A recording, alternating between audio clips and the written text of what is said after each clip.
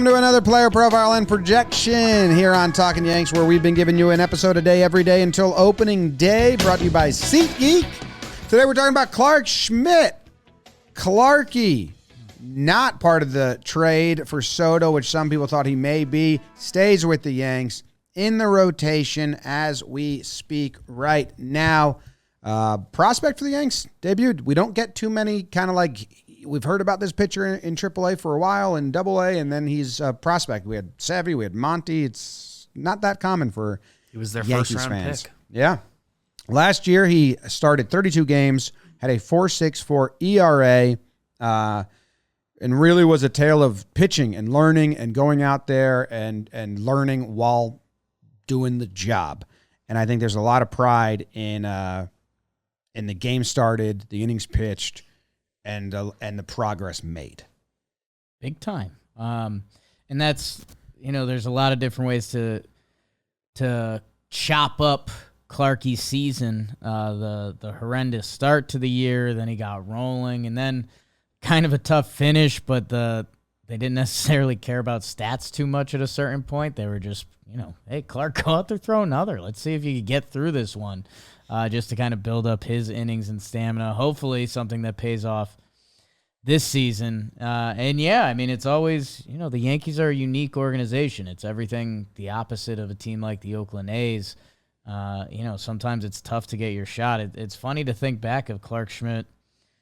Clarke Schmidt 2 years ago, 2022, got 29 games out of the bullpen, and we remember him getting thrown into that playoff series, and that was a weird one to head into it. And that was kind of a lot of Clarke's early career. Remember the Clarke debut? Him and Davey piggyback day, I think a 7-inning game in Baltimore. That it was there's a lot of odd stuff with Clarke that it was like last year. He ended up in the rotation. He stayed in the rotation. And, there is something to be said about doing 32 starts and throwing 159 innings pitched. The question just is, what can he build on? This is the absolute pivot point of a career. Are the hitters going to adjust? Because if they do, Clarke's numbers on the whole last year aren't too pretty. Or is Clarke going to make the adjustment and be the ultra competitor we've heard about? You almost think there's some weird stuff there. Every time a Yankees ask, who's the most competitive guy, Clarke's name comes out of their mouth I think first. it's confident. So is he a bad guy to play ping pong against? I don't know. We'll research that. We'll talk to him a little bit. He's got good shirt fashion, as we saw him rocking our JM Bader shirt a lot last year, so go check out the store. But yeah, I mean, and I'll ask you, Jim, you normally have a good eye for pitching if it plays or not. Wow. Does it play? Yeah, I actually love some of the prep work we have on this thing, the sheet that BBD put together, because it was an area that maybe if I spent time on Baseball Savant, I would find it there. But it does seem like Clarke, the cutter's a topic, and then versus lefties is a topic, and those have been topics. But we can talk about those. But a new one that I like on this sheet is about finding the edge of the plate, because the numbers are kind of cool. Last year, his in zone rate, throwing his pitches 4 strikes, he was 27th highest. So he's pretty good at finding the strike zone. But putting those pitches on the edges, he was 9th lowest. So he's finding the heart of the plate way too much. His meatball rate was the worst, meaning just a fastball down the middle, and he got hammered on those pitches. I think that's actually really interesting, because if you think about Clarke in the minors and that spring camp when he won summer camp, he won MVP of summer camp, whatever that was, the COVID year. His pitches are delightful to watch because they have so much movement and break. Okay. And my uneducated guess would be that played anywhere in the zone more in the minors. That he's my slider's nasty. I can just put that right through the heart of the zone. You're going to miss it. And in the majors, it doesn't play that much. So that's something that we can try to fine tune and say, hey, you just need to change your release point, and stop finding the heart of the plate, because his results when he did find the edge was really good. I like that. A lot of 0-2 counts there. Some of the stats we had that basically said if he had a batter 0-2, he was technically the worst pitcher at getting them out in that situation. So it's almost like reverse Yankees offense. Like, get to those hitters counts for the Yankees offense and then hit. For Clarke, he got to those good pitcher counts like the 0-2, and he couldn't put them away. And I guess the thing that jumps out to me is like his curveball, which that's what we've heard about with Clarke the whole time. Like, even first-round draft pick minor leagues, like, his curveball's got the most spin to it. That curveball is going to play. It was his third most thrown pitch, and it easily – was it his fourth most thrown pitch? And it easily had the best results. So, for me, that would be one of the first things I'm pointing at.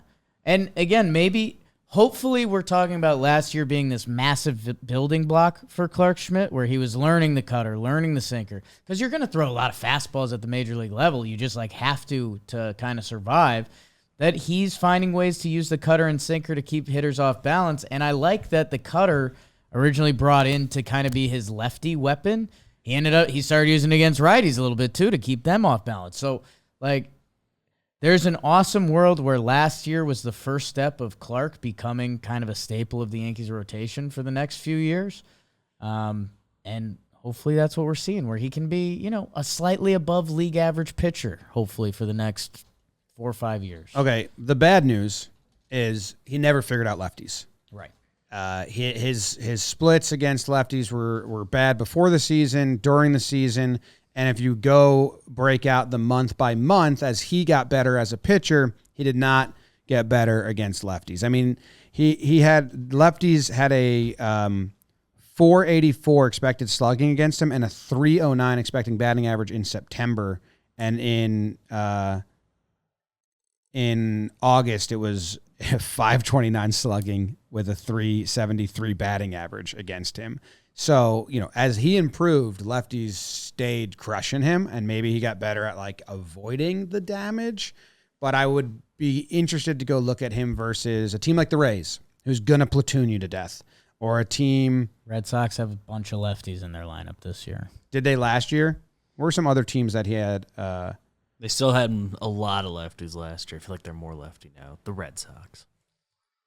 The Rays last year, he got 2 starts, 11 innings, 6.35 ERA. And I wonder if that was a lot of lefties doing damage. But so that is still something we need to conquer because they're still somewhat drastic, the splits there. I guess that's where I'm surprised to see, like, even the curveball versus lefty had good numbers as well. Like, I don't know. I know pitching's not always as simple as throw that good pitch, but sometimes you got to throw that good pitch, right? I think so. The curveball got the lefties. He upped the curveball usage in August and September. Okay. So that's nice. Let's see. How'd we do against some teams last year, Clarke? Braves lit you up, okay? Orioles, 4 starts, a 5.4. Did well against the Red Sox. Let's see. Tigers kind of got him. Bad start against the Giants. He was good against the Blue Jays.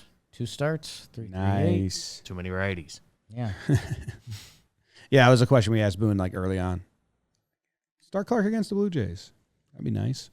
Find him a Blue Jays day. And they had more left. They got 2 impact lefties going. The curveball is the only pitch he threw to lefties that didn't have a good batting average. Every other pitch has a batting average that starts with a 3. Besides the curveball has a 181. Yeah. And I mean, man, the slugging numbers lefties put up against him are insane on all pitches all year. So, yeah, that is a big thing, is lefties. Lefties, get lefties out, because if you can get lefties out, you can pitch deeper, and I need him to pitch more than he averaged real math 4.9 innings a game. So, around 5, 4.2 to 5. Just under 5. Which is, you think, in today's day and age, that's good. Well, if every 5 days you have to use 3 to 4 bullpen guys, that's tough. So, like, you need to mix in some less. And even, I guess the part of that is because Clarke's coming in the season essentially as our 5th starter, right? Like, I think depending how you juggle the lefty-righties. I think so. Literally pitch 4. There's not a ton of 5th starters out there that teams are looking at like, wow, we get 6 innings, good baseball out of them every day. True. But you would love if there was even once a month you got the 7.1 2 Ernies against the Jays or whatever it is. So that's something to look for. And again, they were trying to check those boxes at the end of the season. He what was it, 6.2 against Tampa, 6.1 against am I in the right game log there? I think so. So they did try to push that envelope a little bit towards the end of the year just to get him some reps. I don't know. You hope that pays off next year. And I don't know. I guess the other side of the coin, which we're trying to be honest Yankee fans about, is like, okay, Garrett Cole's Garrett Cole, Rodon, and talk about him a lot. Stroman, and I did like that there was maybe some Stroman-Clarke Schmidt partnership that they can figure out because they do have like similar repertoires. So I don't know. Hey, what's kept you in the show doing your thing for so long? If we could get the cool spring training Clarke story, sign me up for that. Nestor's Nestor. He's got this weird factor to him. He made the All-Star team. When other teams see Clarke, it's almost like they're seeing the Yankees rotations 5-starter. Like, hey, if we're not getting this guy, we're really going to struggle against the other guys. And if Clarke can make that step, it makes the whole wheel turn just so much better. So I don't know. I guess do you want to find... I have good news for you. Well, what do you want to find from him? A better, like, for lefties... I want him to breeze through some sinker? games. I want him to have games that he can like breeze through. He didn't really have that last year because lefties are still an issue. So like you got to dance around them, pitch carefully, or you couldn't get out the 0-2 pitches. Like let's get some quick strikeouts. That's where I think he pitched all year. He put us in games. He got better as the year went on. I loved all that, but it never felt like, damn, Clarke's breezing through this one. So just give me like one of those a month. Get to the 6th, 7th, So he probably doesn't see the Astros. First start Snakes, second start Blue Jays. I have bad news for you, and then I have good news. So I think he's Snakes, Blue Jays, Guardians. I can work with that. There's a lefty batter that the batter that has the most plate appearances against Clarke Schmidt is a lefty.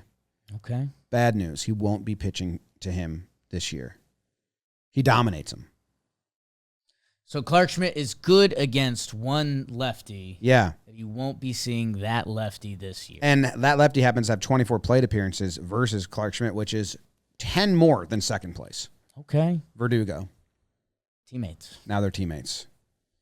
Other good news, Masataka Yoshida last year, 0 for 10 against Clarke Schmidt. Just not cutters. Yeah. Yeah, that guy was bad against cutters.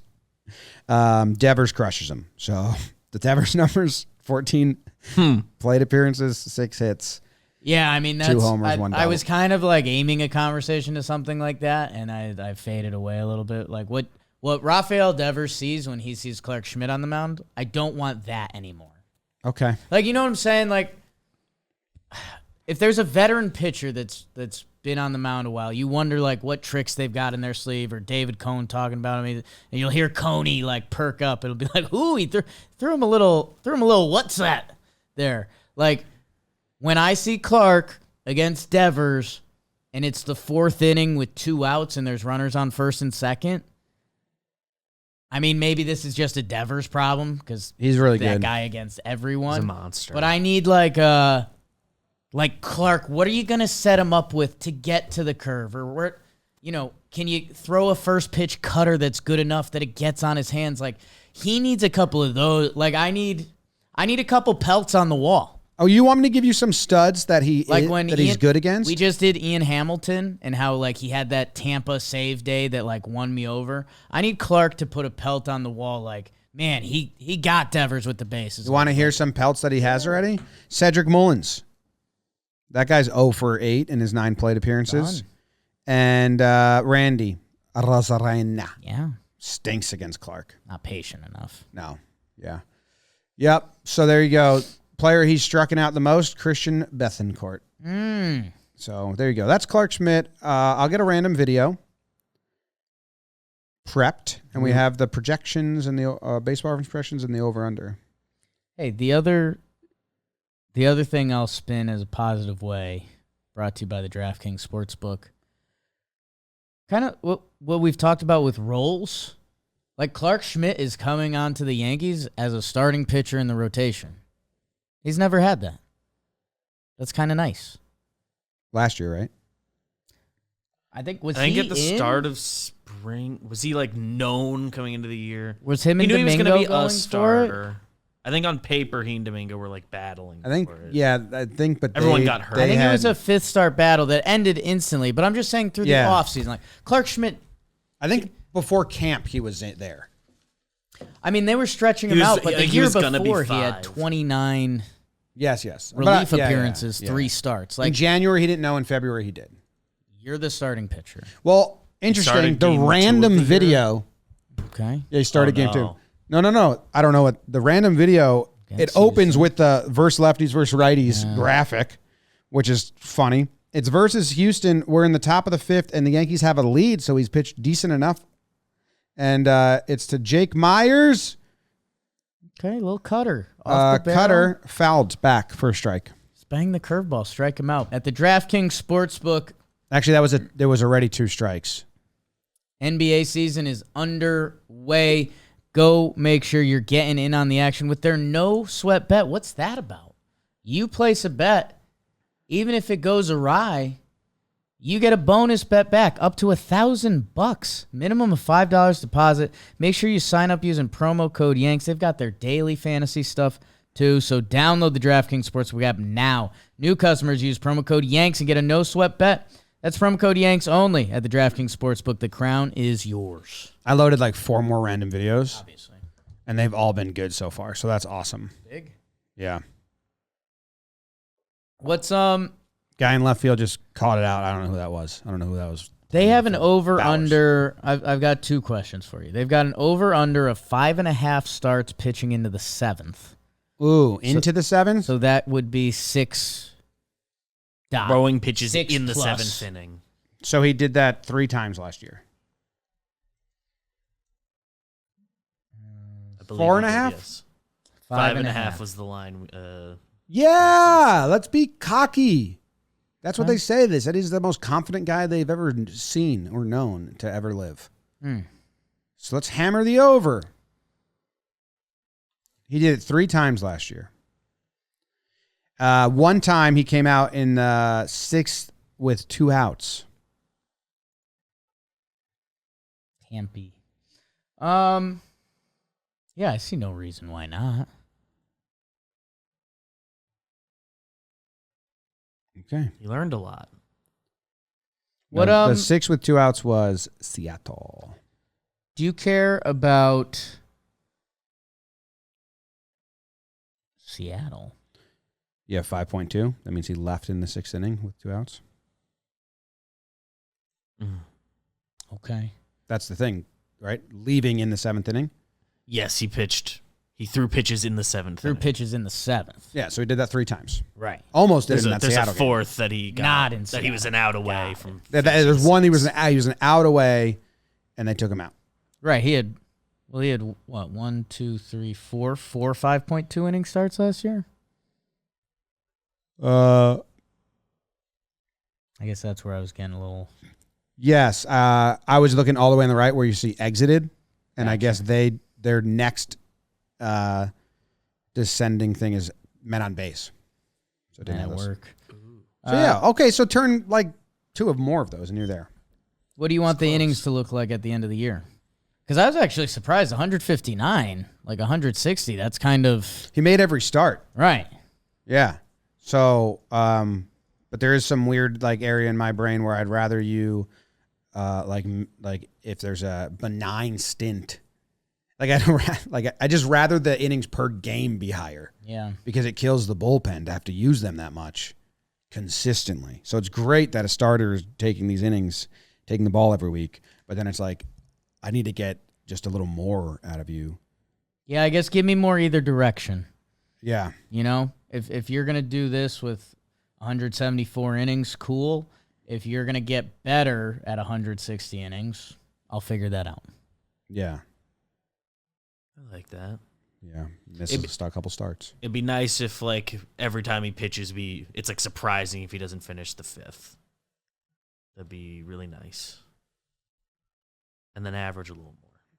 You got to figure out the lefties because that's going to get you fast. That's going to get you quicker innings. And when you get down to that third time through and a close game, the team is going to deploy their bench if they have lefties there. So like that's I think the biggest key to getting deeper into games. I didn't know how to find this like a time sensitive version of the split, but I wonder if that middle stretch that was good was he like way better versus lefties in that stretch. What was the stretch? I had that. It was his middle. 15 starts? I have it in the doc.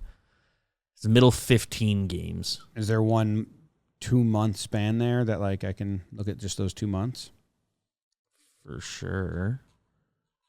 So that'd be like your June, July? The 6th and 7th month. In June, that's his best. He had to be better than the bad months, but that's his best month versus lefties in June. And in July, yeah, those are the 2 months with the lowest expected batting average and the lowest expected slugging. But July, the slugging's bad. But yeah, there are some stats that are better in those months, but also wonder which lefties. It's not like he didn't figure out that specific issue for any stretch. Do that all year. You learned a trick. 2 games against Boston in that stretch. Okay. Become the righty Monty. Verdugo and Yoshida helped him out. Yeah, they'd be teammates. Subscribe. Come back tomorrow for more. Eat a bagel.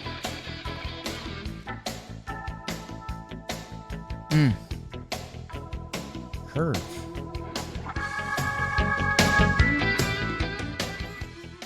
2 strikes.